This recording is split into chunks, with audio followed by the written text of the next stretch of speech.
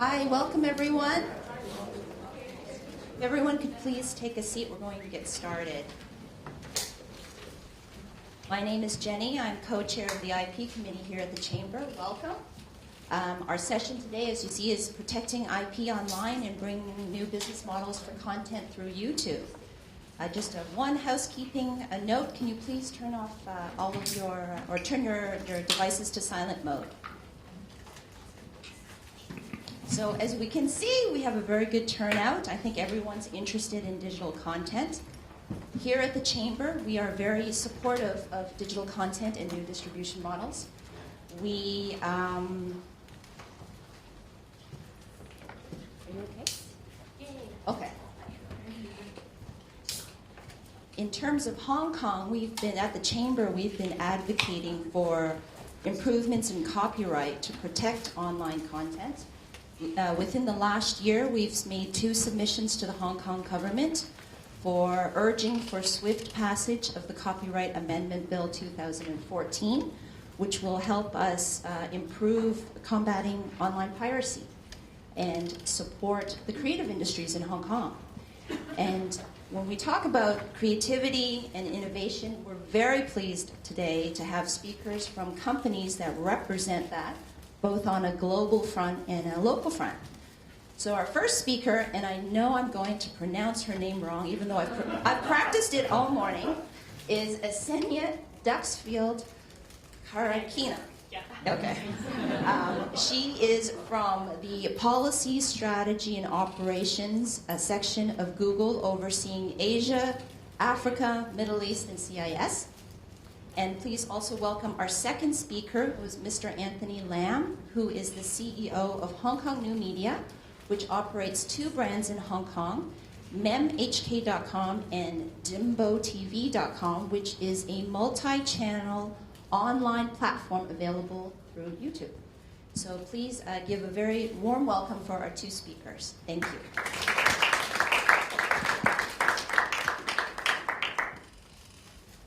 Good afternoon, everyone. Jenny has done a great job pronouncing my very difficult name. I'm already used to it being pronounced in various different ways, actually.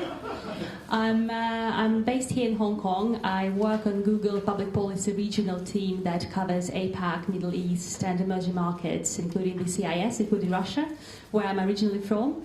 I moved, to give you my story very quickly, I moved from Russia a couple of months ago, and I was on the Russian policy team before 4 years with Google. And here I look after copyright policy and cultural impact projects. And as part of my talk today, I'll focus on Google approaches to innovative copyright policies, some great examples of the growth, digital growth of creative industries that we see here in the region. And, of course, our approaches to protecting copyright and intellectual property online and fighting piracy, and hopefully answer all your questions. I'll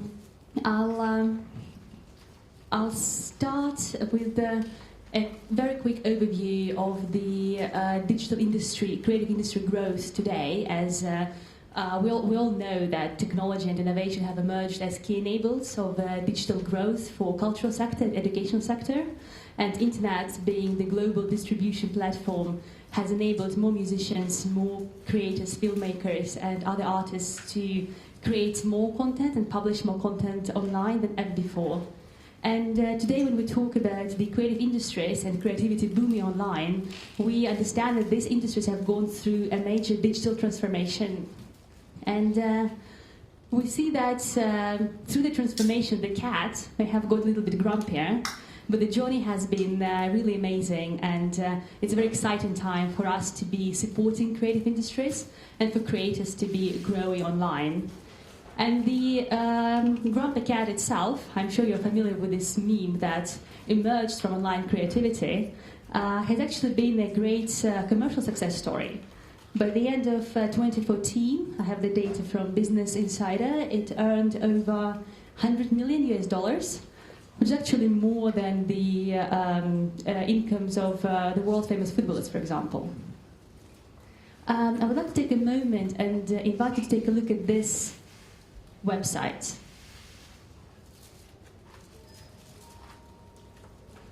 It's called Listen to Wikipedia. I don't know if you've come across this before. So when you see this jingle, every time you hear this little jingle bell, it means that a new entry is being added to or being edited on Wikipedia. And that's the result of the collective creative work of millions of people all over the world who are jointly creating this content and this knowledge and making it accessible to other people. That's something that inspires me and amazes me every day. Internet has democratized access to culture, to creating content. It has lowered barriers for creative industries, and it has put, on one hand, it has put in the market the young long-tail artists that could not be able to reach these new audiences and the success without internet tools. And on the other hand, it made famous artists more famous. It's allowed content makers to connect with a billion fan audience and to earn additional revenues.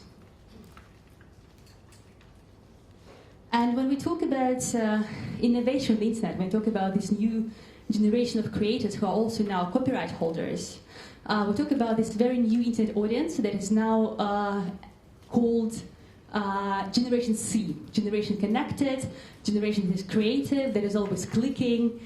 That is the generation which sleeps with their mobile phones and smartphones, probably familiar to most in the audience.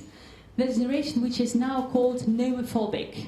That's a very new term in the English language as well. That's the phenomenon, sort of phobia, to be left without your smartphone. Of course, it's a means of communication and access to content. And especially here in Asia, in the mobile-first world, we see how more and more important these trends are. This is the study that has been recently conducted by the BCG. They've asked people in different countries on what they would be willing to give up instead of their smartphone. And you see the results are quite surprising for me. Like, people are happy to give up alcohol, chocolate, shower, and all sorts of other activities.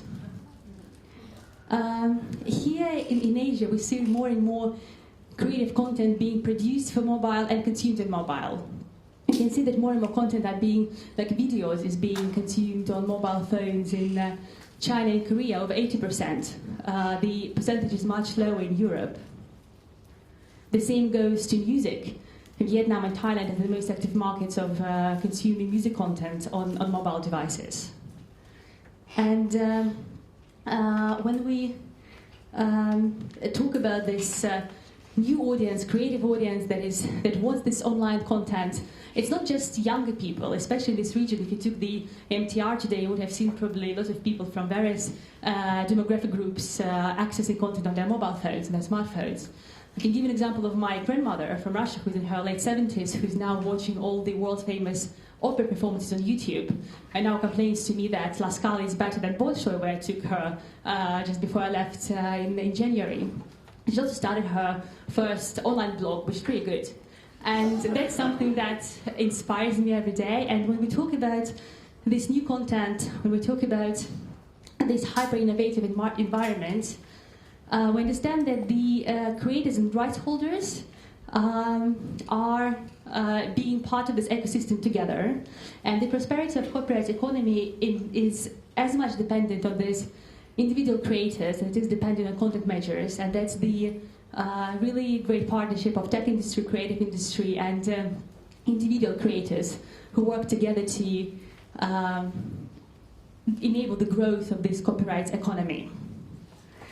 When we talk about the growth of creative sectors, I'll give you a couple of examples from different markets. We understand that the main growth is now coming from digital. For example, in Europe, the creative sector revenue grew by 22 billion euros between 2003 and 2013, according to independent studies of Booth & Co. and PwC. And all the growth in creative sectors is driven only by digital media today. According to PwC, the entertainment and media market in Singapore, for example, its revenue grew at the rate of over 15% compared to 1% of non-digital streams. The National Federation of Phonographic Industry concluded published their report recently, where they said that the digital music revenues are now finally on a par with physical globally. And PwC have also confirmed that in countries like the UK, the US, Sweden, and South Korea, digital spending on music has already surpassed the physical spending. And that brings me to YouTube, the platform that enables 1 billion fan community all over the world. We have over 300 hours of video being uploaded every minute on YouTube, and that's really a huge, great amount of content. When I joined Google 4 years ago, for example, that was 48 hours, so we're really excited. And then in a couple of years, it was 72 hours. We were even more excited. But now it's a great amount of content, which is co-produced by professionals, by content managers, and by individual creators. And 50% of those views come from mobile today. And also, most importantly, we see the revenue growth from our partners across different industries. And over the past year, this revenue increased by 60%. And thousands of channels that monetize on YouTube are making 6 figures USD annually. YouTube has become a platform that enables creativity, that allows to export local content and local culture globally. You can see that over 60% of YouTube channels' views come from outside of the creator's home country. It's not just true to YouTube, but to other internet platforms as well. Like in Australia, according to the BCG study, twice as much of the Australian content is being consumed outside of the country, in the US, for example. At the same time, and that's what we see more and more, internet has enabled promotion of local content to local audiences. In Singapore, the majority of internet users, that's according to the recent study by Nielsen, have the majority of the internet users consume local content. And I am very pleased to be joined today by Anthony who represents Dimbo TV. That's one of the very popular local Hong Kong YouTube channels, and that's all the content produced in Cantonese, and that has millions of views. So that's something that has become possible through internet. And if you remember Psy, for example, the famous Gangnam Style video, Psy was very popular in Korea even before he became a star on YouTube. But YouTube gave him a global reach. It's important not to underestimate the value of the fan-based content for content measures and for content industry as well. According to the Universal Music Group, for example, the recording industry is making more money today from fan-made mashups and lip syncs on YouTube than official music videos. I don't know how many of you have seen this video, which became viral on YouTube. It has now over 2 million views, I think. That's a video by two amateur artists. That's a family, Sam and Nia. They have 2 kids. They are very good-looking people. They just drive in the car, and they lip sync Frozen, Love's the Open Door.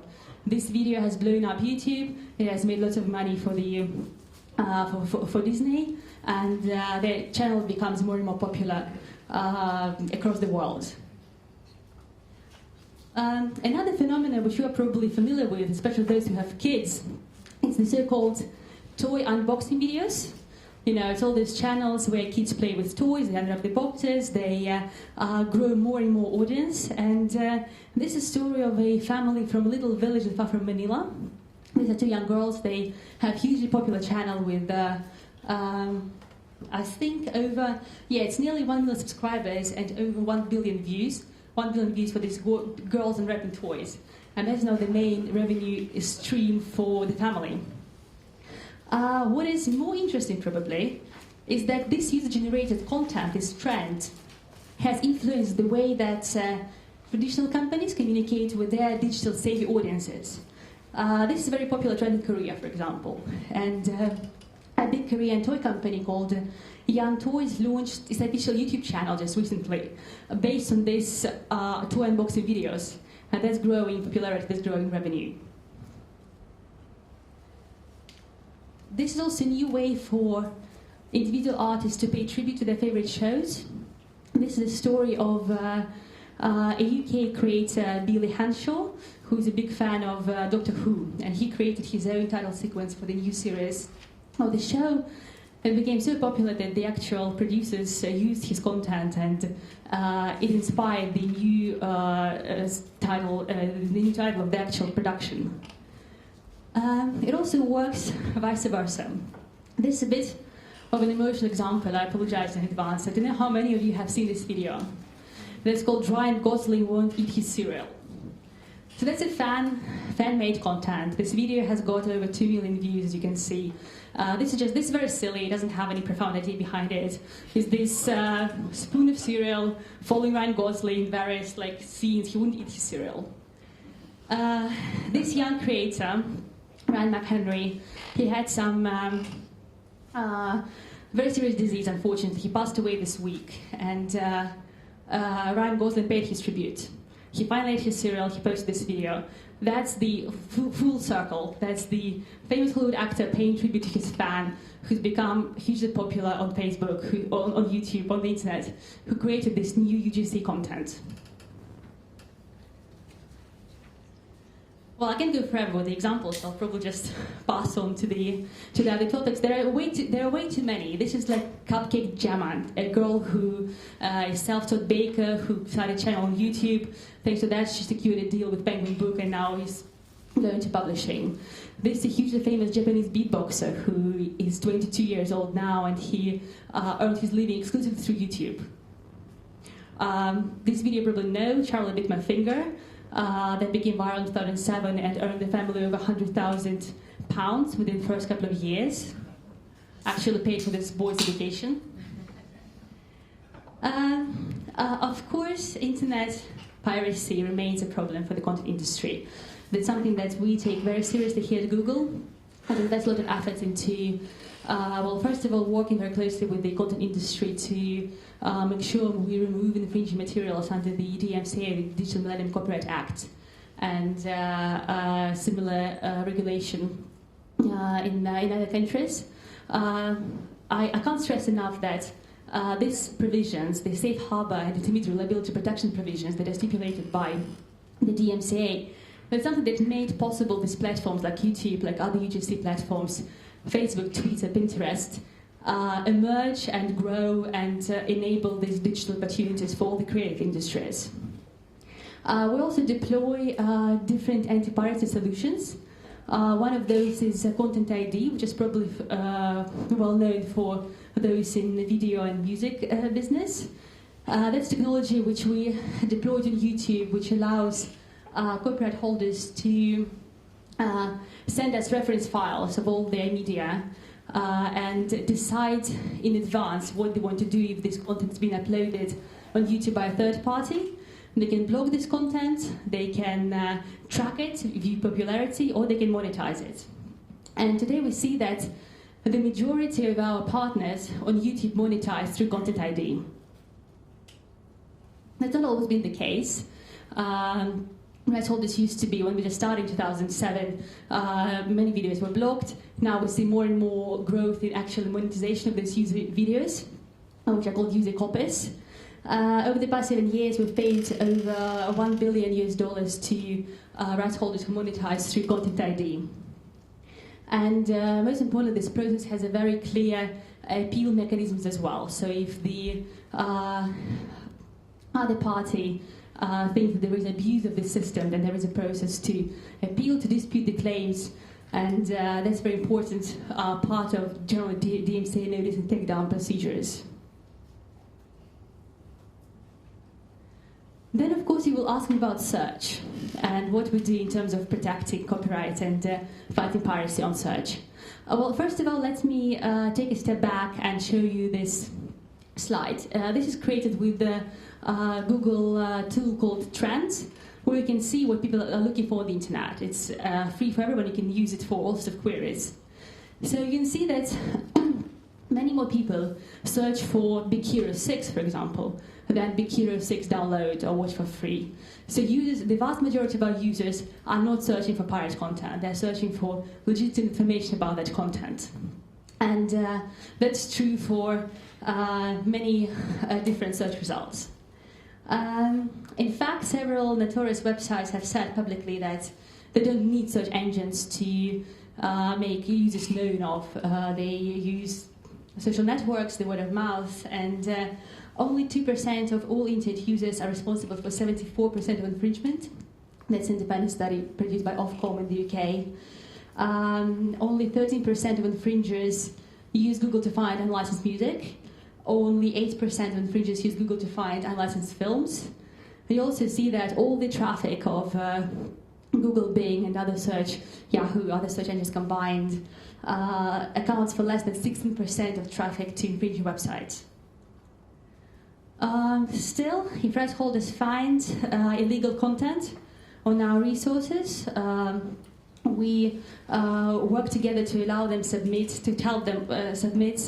removal requests, and we receive over 4 million URL takedown requests for search every week, and that's still less than 1% of all the content that search indexes, the Google indexes online. We've also created various programs that help rights holders to submit those removal requests faster. For example, there is a trusted copyright removal program for rights holders who need to submit large amount of removal requests on a regular basis and have a valid removal record.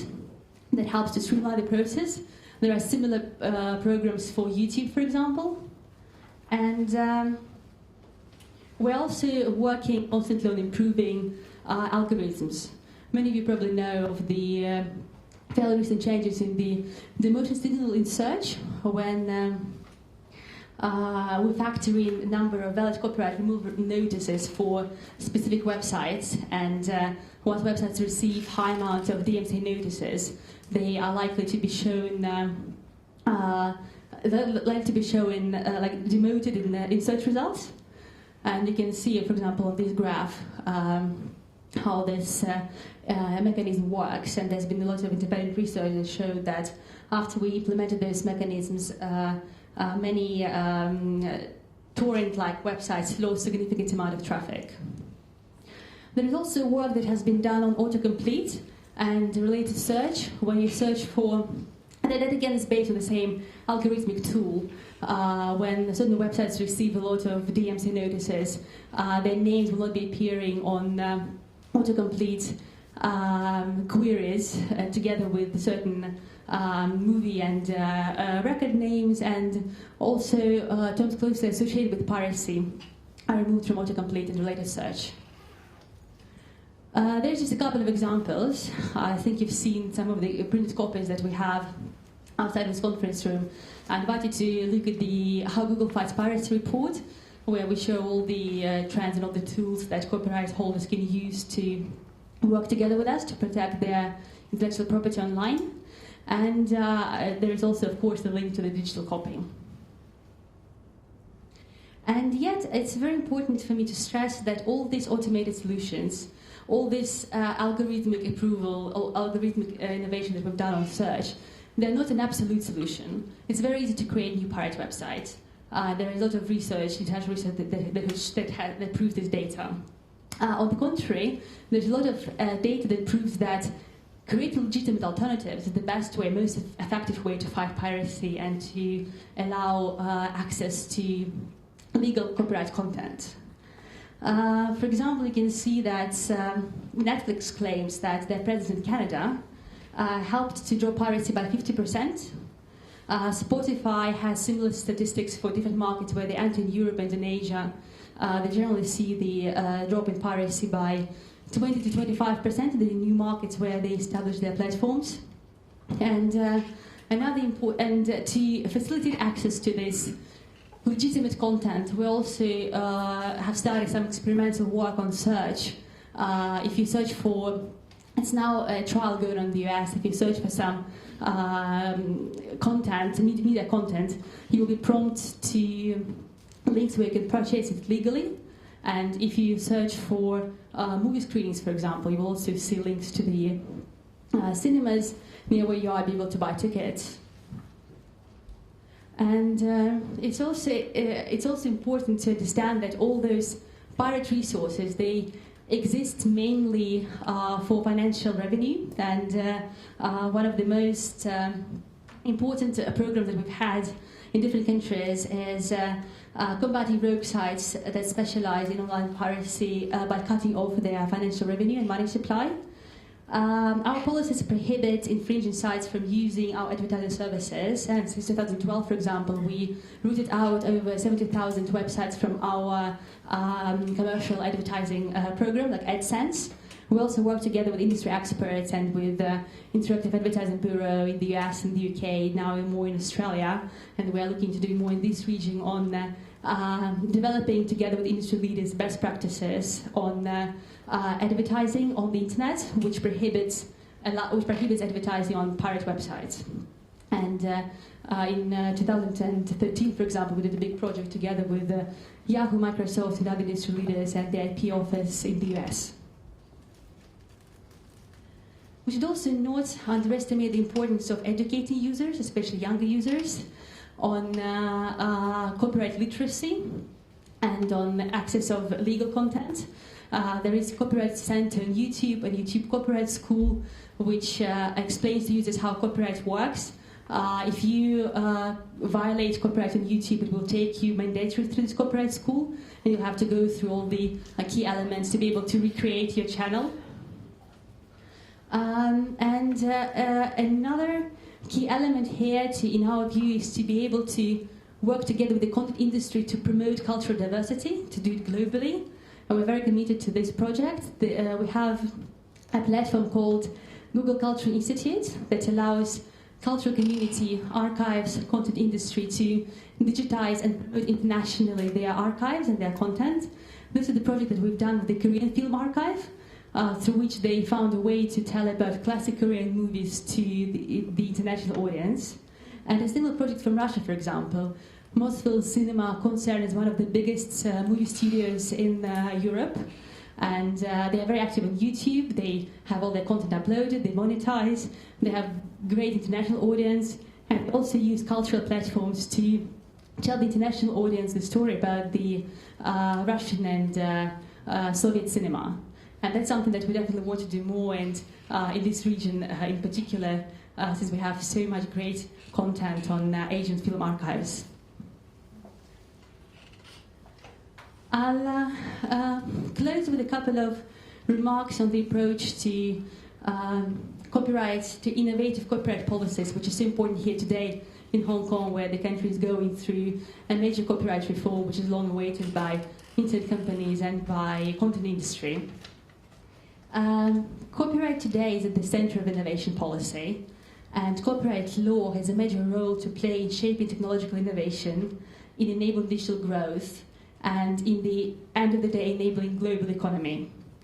So if copyright is going to reach every technology and service that it is capable of making, we need to make sure, and that's across industry and across governmental effort, we need to make sure that the law stimulates, encourages innovation and digital growth. So a couple of most important points here from our side. First of all, we believe that copyright law today has a very new, a very important role to support amateur content and support, encourage creativity through various forms and verticals. And in particular, this important part is enabled by limitations and exceptions embodied in the copyright law. I would like to draw your attention to this recent study by the Lisbon Council that looked at several countries across different regions and at the value of flexible exceptions and their role in the copyright economy. So the study has proved that countries that employ a broadly flexible regime of exceptions in copyright also saw, first of all, higher rates of growth in added value output throughout the economy, and also, probably most importantly, and to some extent, more surprisingly, saw that economies that employ this broadly flexible copyright limitations regime, they also saw higher growth rates in the publishing, audiovisual, and broadcasting industries. In Singapore, that implemented the flexible exception in 2006, we also saw growth in the national economy. For example, prior to that, private copy technology industries experienced about 2% of annual growth. After the introduction of the law, the same industry enjoyed growth of 10% on average. We believe that today, in this cross-industry partnership of creative sector and technological sector, it's very important that we work together not only to protect IP, which is of course very important, and I've covered extensively on what we do on that matter, but also to work together to maximize value of intellectual property and do it online. And in this regard, it's very important to take into account the impact that copyright laws have on economy and on the investment climate, for example. I'll draw your attention to this study that we've seen by an independent US think tank, Fifth Ariant Engine. They did this study across several countries, including Europe, US, and India and Australia in this region.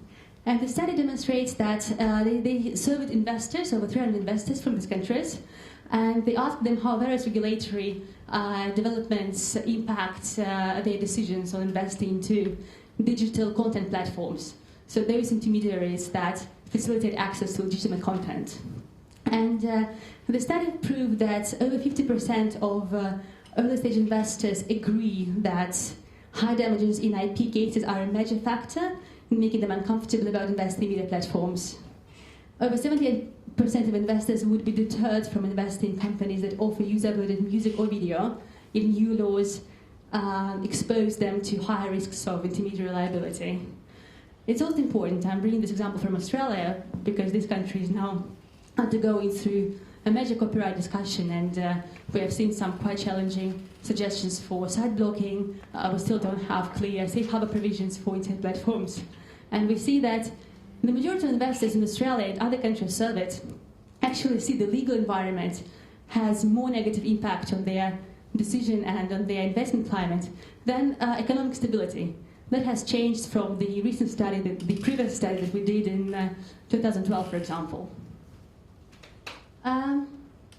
I'll close at this, and I'm very pleased to pass on to Anthony, who will. I've talked a lot about various case studies on YouTube, but it's very important for us to work together with the creative industry to enable their growth. And I think the best way for me to show some good examples of creative industries growing today here locally in Hong Kong is to give them the floor and let Anthony explain how it worked for them and the ways that they see digital growth on the internet today. Thank you. Thank you, Sonia. Hello, good afternoon. It's my pleasure here today. I don't have many slides to show, but I have some pictures to show, actually.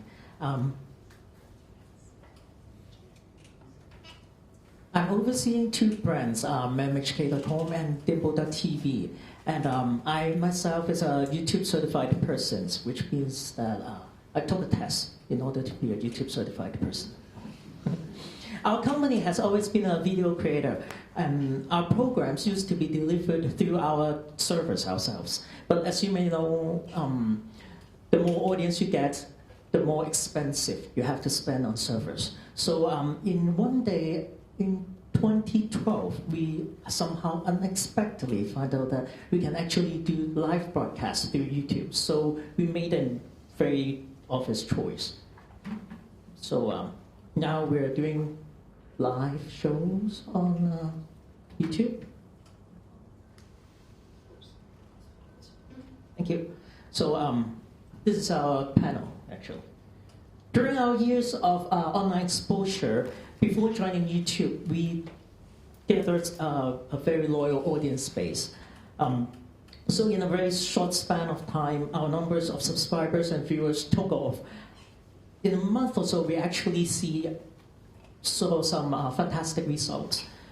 Growth from June 2013 to the end of April, which is last month, a week ago, we saw an increase of 750% in views and actually 524% in earnings. Actually, I can say reading the daily report provided by YouTube is the best highlight of my day. There are four things that I see is the result for this kind of growth. Number one is more advertisers recognizing the impact of YouTube and willing to try the platform. Number two, a better understanding of the tools that we can make use of, because YouTube has provided many ways to advertisers to promote. And number three, we divert many of our resources into YouTube. And as we saw potential in YouTube advertisements. And of course, we attracted more creators to join our network, which is something that I'm going to explain now. The relationship between us and YouTube is a relationship called MCN, Multi-Channel Network. Under the name of Dimbo.tv, we organize groups of creators from different categories. We offer assistance to each creator in many ways, other than just creative assistance or production. We also assist them in promoting, funding, cross-channel promotions, and digital rights management. Of course, our staff enjoy watching videos online ourselves. And once we see a good creator, we approach them directly. Unlike other networks who might send an email or invitations to them, we actually approach each of our creators ourselves, or even a face-to-face conversations. The creators under Dimbo TV are so diverse. We have creators in almost every categories, like fashion and beauty, cooking, music, short films, and gaming, etc.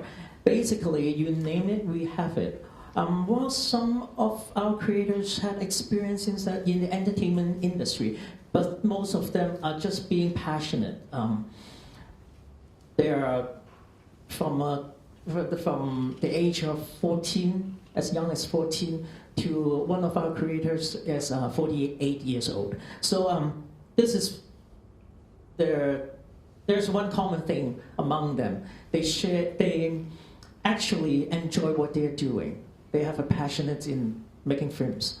To our creators, YouTube is always a wonderful platform to interact with their audience. Some creators enjoy singing, some enjoy writing scripts, or some just enjoy acting. Some are actually selling products on YouTube. I'm now going to give you a very personal example. My wife, actually. My wife, she has been doing YouTube videos since 2007. And she started her business by promoting her one single product on YouTube. And now, her company is the sole distributor of a cosmetic brand from Australia within the region. And she has 5 outlets in the prime locations in Hong Kong. And as of this very moment, she is filming a TV commercial with a budget of hundreds of thousands of dollars, and she's still making videos every 2 days or every week. So as you can see, YouTube is not only a stepping stone for anyone who wants to get famous or to be successful, but it is how they maintain their interaction with their audience and strengthen the support. Last year, we organized a competition called the Hong Kong Top Creator, finding a single winner in a 10-week period. The winner received 100,000 Hong Kong dollars in cash, as well as a contract to produce a movie in 2015. The program itself has actually won an award credited by YouTube. After this event, creators and potential creators saw us as a creditable network, and they have started to approach us. Also, from this circles among creators, we have received good word of mouth promotion. They are more confident in joining Dimbo. Now we have about 60 channels with subscribers of about 2.5 million. The creators enjoy the chemistry among themselves in Dimbo. They enjoy the use of our studios, and they often come to us for help for some serious issues, such as the one that Sandy just talked about, intellectual property, which I think YouTube is the most responsible platform taking on digital rights issues. Although the concept of MCN multi-channel network is new and young in Hong Kong, but we are committed to expand our number of creators and increase the wonderful videos created together with YouTube. Thank you. This is Patel. Very much. We have some time for some questions. So if you have questions, please raise your hand. Identify your name and company. Thank you.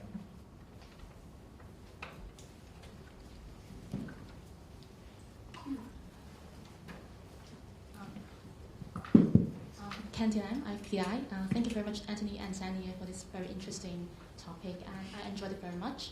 And naturally, we're happy to see that, for example, Google is taking steps to fight piracy. But I would just like to share with you some of the concerns of our industry. The first concern is still, we believe, according to the information that we have, I don't have the statistics now, but we find that a lot of people still access pirated content through search engines. So we really hope that Google can do more in this respect, for example, by prioritizing the legal content and to deal with the autocomplete function. And the second concern that we want to share with you is what we call the value gap. As you know, music, as you said, is being used and consumed more than ever nowadays. In fact, record companies have licensed hundreds of digital services, but unfortunately, the revenue of the music industry is still declining.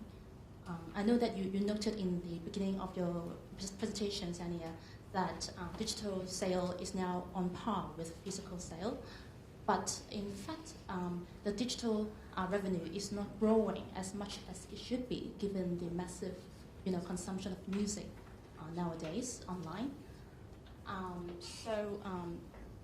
We believe that the right holders are not able to benefit fairly from the massive consumption of music, whereas music is being used by some of the digital services as a key driver of their business, which I think you would agree that YouTube is one of these services that use music as a key driver of business.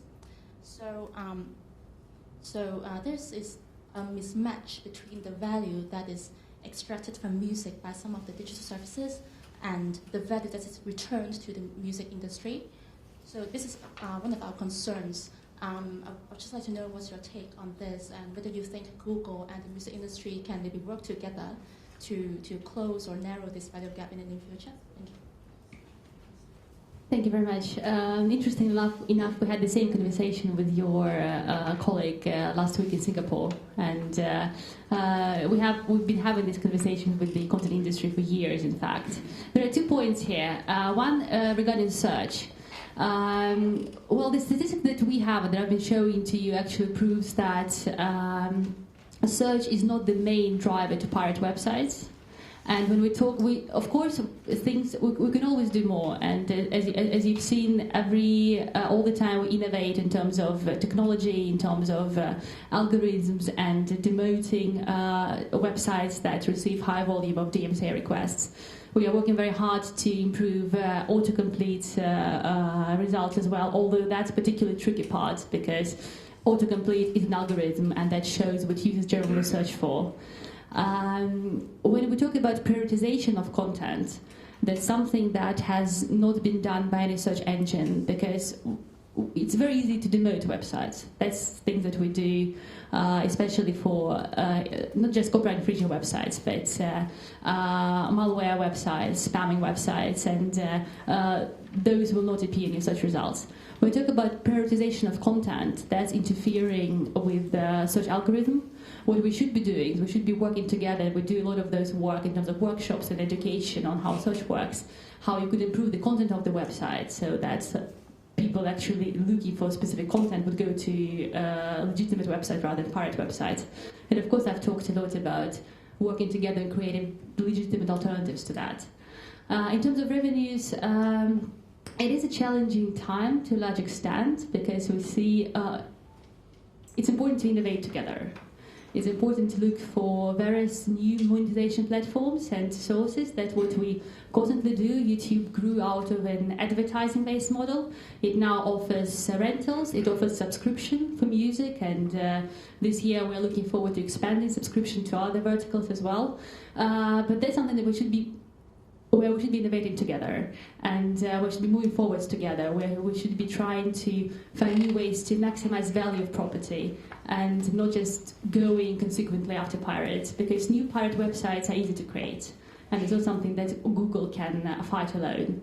But there are a lot of opportunities for internet platforms and organizations like IFPI, partnership opportunities to promote creators platforms like Anthony's, and we have this big program called YouTube Fan Fest, which travels from country to country, and the next one is coming to Singapore, the end of May is coming to Thailand, where it brings together content creators on YouTube. There are a lot of creative workshops, there are a lot of conversations, and there's a big show when those creators perform offline, and it gets huge audiences. And that's where you really see this creativity. There's people who grew out of internet, they get a huge fan community offline and communicate with them. So that's something that we should be working together, promoting those people and growing their revenue streams. And we're very open. There's something we started discussing with Mr. Key last week. There's something we should be working together here in the region as well. We're very open to that.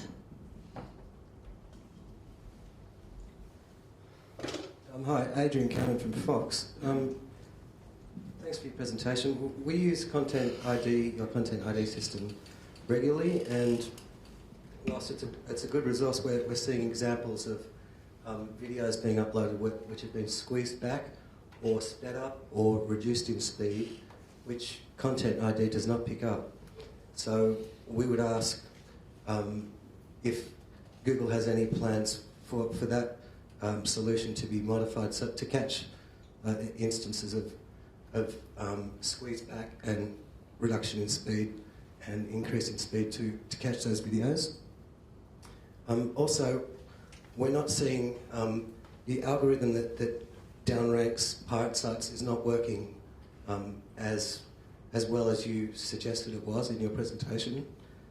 We're still seeing many pirate sites at the top of the list. And the other thing is, for takedowns, we're finding that the complex is still too complex and time-consuming, and we'd like a simpler process, possibly even an email system where we just email Google. Thank you. In terms of Content ID, I'm not unfortunately a very technical expert. I won't be. You probably know more than me in terms of how it works. I can tell you for sure that we are constantly developing the platform, and since 2007 we've invested tens of millions of dollars into this particular solution, and it has grown and it has developed across various technical issues as well. So we are innovating that, and hopefully we'll be able to meet some of the other concerns that you have raised. It's also important that Content ID is not just an anti-piracy solution. As I've been saying today, it's more and more positive monetization platform, and it's also a way of rights holders to connect with the audience. I'll give you an example of, again, of Frozen that's in my mind today. When Frozen was just released, it came, I think in the US box office it came number 2, that it very quickly popped up to number 1 and then dropped several positions and remained there for 6 weeks, and then radically came back. Why it was is because it was so popular with the audience that they were sharing and resharing various fan-based videos like those lip singing and similar fan-produced content. And that grew the interest to the movie once again. People were going to the cinemas once again with their families, with new friends, rewatching the film. And that's a great example of how Content ID actually helps to connect with the audience, not just to and to monetize as well. And another example from sports industry, for example, there is the International Table Tennis Federation. As table tennis is huge in Asia, and we always, in our office, we're always fighting over the ping pong table, for example. They have actually learned not only to monetize through Content ID, but they've learned that those fan-created videos, they're sometimes more popular than their own programs, and they partner with those fans, and they hire some of those people to edit the official Table Tennis Federation videos, and their popularity of their channel grew rapidly as well. In terms of demotion signal, once again, as I said, it's not an absolute solution. We're working very hard to make it better. We're investing a lot of resources into this, into improving the algorithms. But again, pirate websites are cheap and easy to create, so they will be popping up. We will be taking them down. We'll be working together with you to streamline the process. But there are more effective ways to fight piracy, and that's something that we should be also focusing on together. And in terms of removal requests, well, we do believe that, again, we work very hard to streamline this process.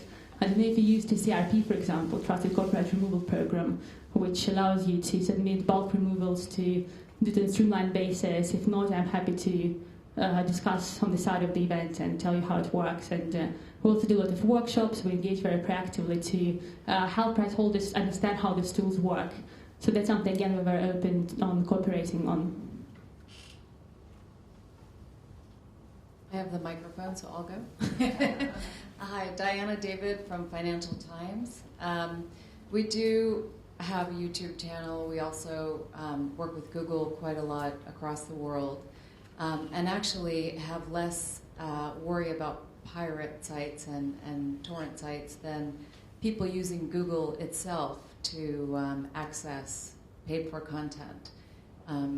So I know that there's been a lot of conversation in Europe, and given that you've just come from there, how do you see premium content providers working with you and maintaining some good protection for their content? Because I think that that's a real concern. Well, that's a very interesting question, and we do, as you know, work a lot in Europe, and we actually launched a new initiative last week, I think, which is aimed at improving monetization across various Google products for news publishers. And that's something that all those product discussions that have started in Europe, because we see a lot of challenges for the European media industry at the moment, but all those product discussions that will go through and that will lead to changes in products, they will be available global, of course, so we're working on that, not just for the European companies. We are committed to training and research. We work a lot with media companies on explaining how Google tools for media work. In fact, we're doing a big educational summit in Seoul in the end of May, so I'm very happy to invite you to participate if that's of interest. And we work very closely with the publishers on the business side through associations. We're discussing with One IFRO over the past couple of weeks on where we could work together on improving monetization through various projects. One of the key trends we see here in Asia is monetization through mobile. In fact, we were participating in this One IFRO conference last week in Bangkok, where most of the discussion was going from print straight to mobile, and even sometimes leaving out desktop, and growing revenue share through mobile ads and applications and other revenue streams. So that's something that, again, is a very interesting discussion, and if we could do more projects together with Financial Times here, because in Europe we do a lot of work already, that would be also great value. Hi, Matt Kurlandzik, also from Fox. Thank you again for the presentation. It's very interesting, and it's good to see, Anthony, you are successful MCN on YouTube. I know it's a really exciting kind of new field, and congratulations to you. Again, just to echo my colleague a bit, I think YouTube has been a pretty effective tool for dealing with content piracy.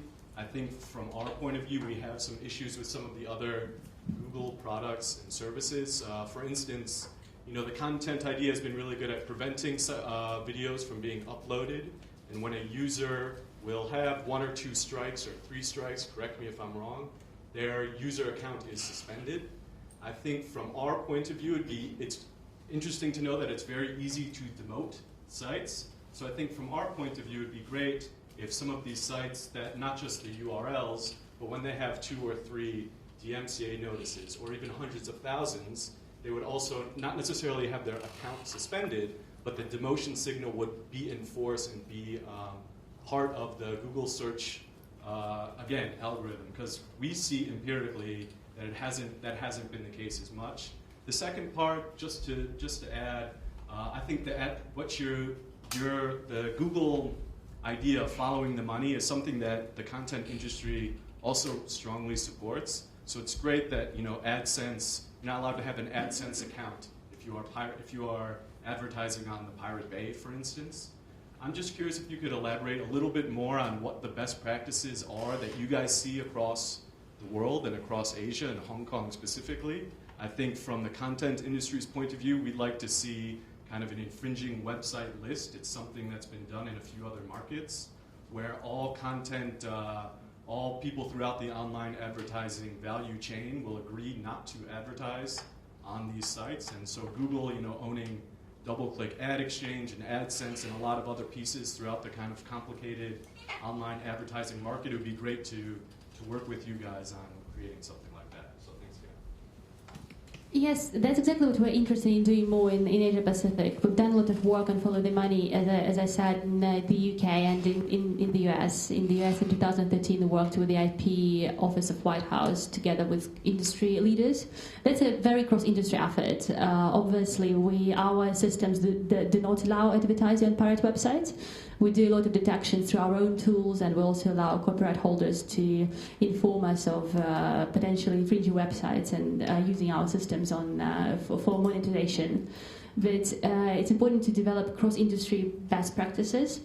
So I think there is a lot of potential here through not only through the Interactive Advertising Bureau, which is probably not that active in the region, but as a cross-industry internet plus content industry effort. And there's also a big educational effort. I think what we should be doing next, since there is interest in doing this in partnership, is potentially at the AmCham committee, drawing a working group and starting work on these best practices and distributing them at the regional level, not just for Hong Kong.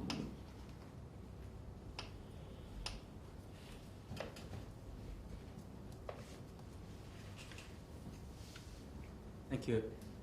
Thank you. I come from Baker McKenzie. I have a question regarding Dean Bo because it's very interesting, and I actually watched your live videos, which was very, very popular because she was so confident, and I believe she has a very, very supportive husband. I believe that's the reason. But my question is regarding the business model of this kind of your company. Firstly, what kind of license are you giving to your users? For example, you have uploaded some videos on YouTube. Maybe someone else copied them and rebroadcast them in other kind of platforms. What kind of license, and how can you control those kind of communication of those works? This is the first question. The second one is, except for the passions, what kind of motivation that your creators, those people, including your wife, how do they make money, and how do they keep on their passions on this kind of business? Because I'm very curious about these things. There's quite a few. Thank you for your questions. There's quite a few of examples. My wife herself, unlike other creators, she is using her channels to promote her products. Actually, it's a promotion channel rather than income-generating channel. So she doesn't help other products to sell. Like, she only promotes her own products. Okay, so it's basically she's drawing her audience to become her customers. This is how she does it. And for some other creators, they're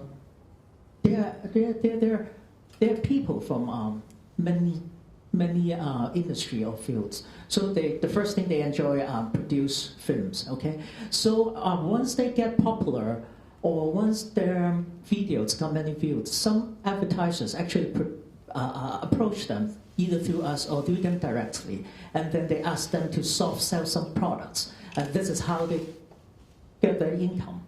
And once they get famous, or when they get popular, some other brands actually ask them to go to some event or some other kinds of promotions other than online. So this is how they generate some income for themselves.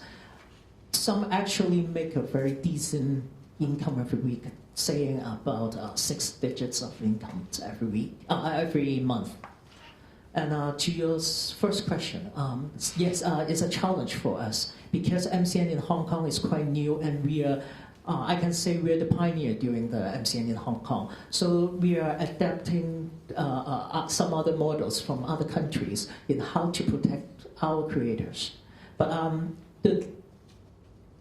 the contract that we have with them, we didn't promise them, or as of this moment, to help them legally to take down any other videos upload outside of YouTube. But we have an obligation, or we want you to do so. to help them to face this kind of challenges. Is there any more questions?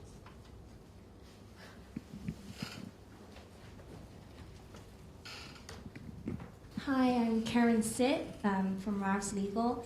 I'm just following from that gentleman's question there. Have you ever come across infringing content before, and how do you propose, if you haven't, how do you propose to solve this or tackle this problem with Google or YouTube? Well, it's easier for us because we are MCN, so we can actually give them a call or actually send an email to them to help us to find a specific person to look into the matters. So this is easier for us. But still, we take the same process as any other creators. So you actually, if they don't comply with your demands, will you actually do anything to take down their content or not allow them or blacklist them or something? Yes, we do. And we actually send them legal letters, legal documents to the uploaders. But it takes a while to do that, if we have to approach it that way. Well, in terms of content ID, if that's what you're asking about, the way it works is that when the rights holder uploads content on YouTube, they have several options. They can, if the content is uploaded by a third party, they can either block it or monetize or just leave it out and track popularity. That's what some news channels do with documentaries, for example. So the rights holder is in control of their content being uploaded on YouTube, and the system helps automatically detect potential infringing content. But most importantly, there is also a way to appeal for the user, and by user I mean any YouTube user, including rights holder as well, because the most important part of DMCA and the content ID is based on this legal framework is that it also protects you from abuse. The counter notice is a very important tool, because otherwise we see that very rarely, but we still see DMCA abuse of people trying to take down content related to libel, for example, or potential libel, or negative internet content about themselves through copyright infringing notices, or it could be competition cases when you are trying to fight your competitor and submit your DMCA notices. It's very important to have this counter notice procedure to be able to fight abuse. I'm mindful of the time, and thanks again for coming out. I'll ask just one more question. I'm sure Fox and Google, we could have very long talks about how we feel about piracy. But I think one thing that we can agree on is there's really no silver bullet. And you mentioned it a few times, and I completely agree. I mean, I think from our point of view, search is a piece.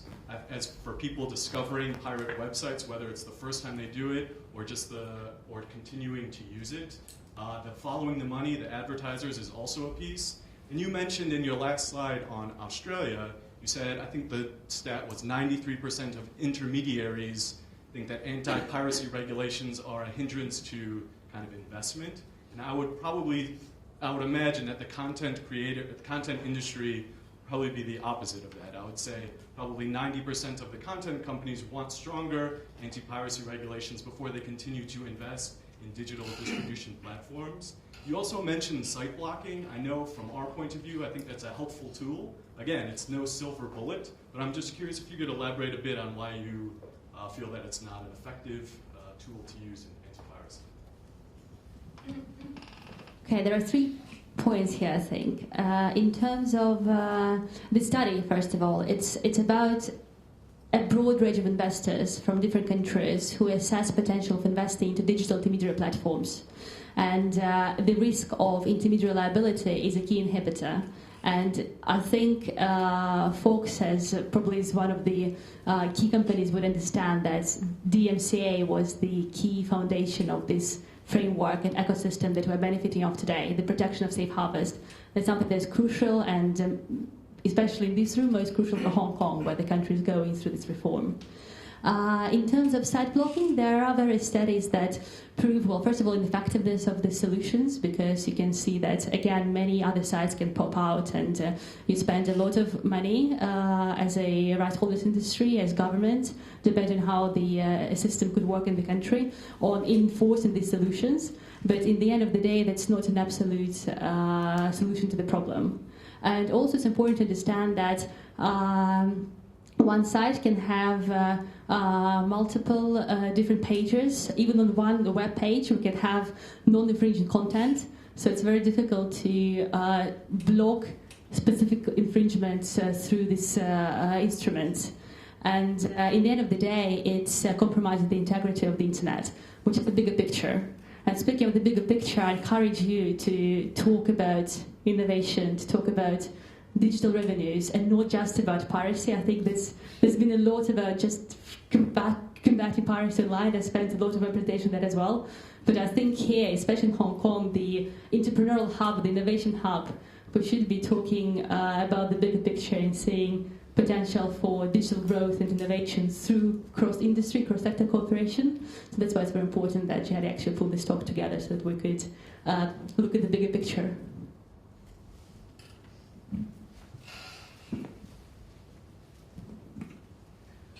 I'm Sam Ho, representing the Hong Kong International Screen Association. I didn't agree with you on the views on site blocking. We are allowed in on a digital age, and what your piracy strategy doesn't catch up with the digital arena.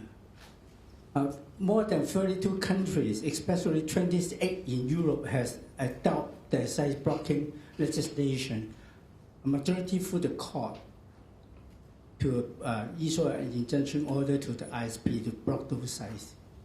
So this is a trend, and the trend is moving to Asia. 4 countries already get the legislations, including Singapore.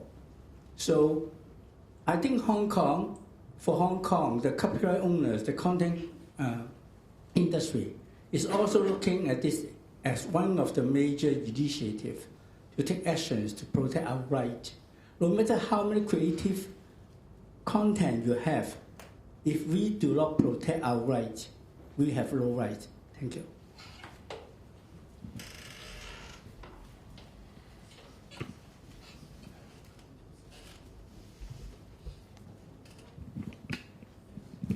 Well, thank you very much. I think that's it. We've kind of run out of time.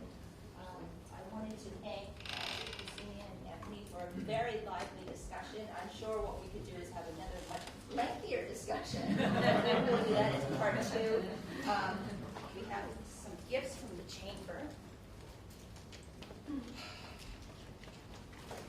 Thank you very much. Thank you very much.